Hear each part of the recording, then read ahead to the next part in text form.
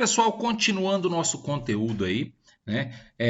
A gente viu, recapitulando aí as últimas videoaulas, a gente estava falando dos pontos críticos, né? A utilização de pontos críticos para encontrar os extremos da função. Aí a gente tinha visto como que fazia isso, trabalhando-se com intervalos fechados. E a gente começou a falar como que a gente vai fazer isso quando não estivermos trabalhando com intervalos fechados. E aí eu disse que a primeira coisa que a gente precisava saber é determinar através da derivada onde a função é crescente e onde a função é decrescente. Agora eu vou explicar como que você vai utilizar isso para encontrar o extremo da função. É o que a gente chama de teste da primeira derivada.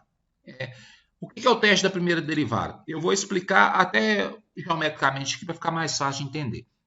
Observa o seguinte, se você tiver um ponto crítico da função, né, de tal forma que antes dele a função é crescente e depois dele a função é decrescente, esse ponto ele vai estar aqui em cima, então ele é um ponto máximo. Eu não posso afirmar que ele é um máximo absoluto, então eu posso dizer que ele é um máximo o quê? Relativo. Dependendo da função, você pode até afirmar que ele é um máximo absoluto, mas aí você vai ter que ter conhecimento daquela função para você tirar esse tipo de conclusão. Mas, a princípio, o teste da primeira derivada, o teste da segunda derivada, é para achar extremos relativos, né? Máximo relativo e mínimo relativo. Então, o teste da primeira derivada. Quando que o teste da primeira derivada vai indicar que um ponto crítico ele é ponto máximo? Quando a função for crescente antes dele e depois dele a função for decrescente. Ou seja, antes dele a derivada tem que ser maior do que zero e depois dele a derivada tem que ser menor do que zero. Eu vou fazer exemplos, isso vai ficar claro. Mas por quê? Eu até explico lá na aula teórica, usando assim o argumento formal, né? Mas aqui explicando de maneira informal, é porque a função cresce até chegar nele e depois dele a função decresce. Então ele é um ponto que está lá em cima, então ele é um ponto máximo. Agora, e se acontecer o contrário? Ou seja, se antes dele a função decresce, para depois dele a função crescer. Aí ele está lá embaixo, então ele é um ponto o quê? Um ponto mínimo. E aí a gente diz que ele é um ponto mínimo relativo, porque a gente trabalha de maneira geral, né? Se você estiver trabalhando com uma função que você conheça a função graficamente, né, ou algebricamente, às vezes você pode tirar algumas conclusões. Por exemplo, se você estiver trabalhando com a função do segundo grau, o gráfico dela é uma parábola. Se a parábola estiver voltada para cima, o vértice vai ser justamente esse ponto mínimo. Só que aí você vai poder dizer que é um mínimo absoluto, porque você conhece a parábola. E você sabe que a parábola não vai ter nenhum ponto menor do que aquele. Caso contrário, você sempre vai falar que é o extremo relativo, ou máximo relativo, ou mínimo relativo. Então é assim que funciona. Achou o ponto crítico. Se antes dele for crescente e depois decrescente, ele é máximo, porque está aqui em cima. Se achou o ponto crítico e antes dele foi decrescente para depois ser crescente, ele é ponto mínimo, está aqui embaixo, certo? Vamos calcular isso aí então.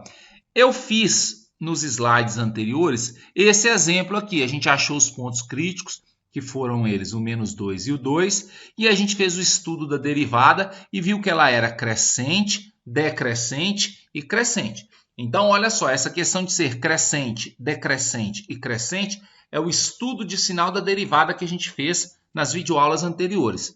Agora vamos tirar a conclusão a partir do teste da primeira derivada. Olha só o ponto menos 2.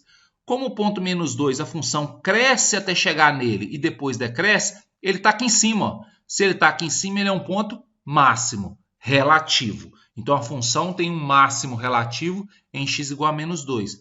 Agora, olha o 2. A função desce até chegar nele e depois dele a função sobe. Ou seja, como ele está aqui embaixo, ele é um ponto mínimo relativo. Depois eu vou explicar isso aqui. Ó. Então, a função tem um mínimo relativo em x igual a 2. Beleza? Agora, olha só aqui.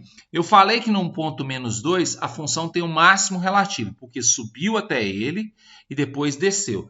Se você quiser falar qual é esse máximo, é só você pegar o menos 2 e substituir lá na função original. Se eu substituir o menos 2 na minha função original, eu vou encontrar 27. Ou seja, quando x é menos 2, o y é 27. Então, esse é o valor do máximo relativo da função, né? É sempre assim, e x e y. Então, esse é o ponto máximo relativo. Como a gente viu, a função tem um mínimo relativo no 2. Ó. Por que ela tem um mínimo relativo no 2?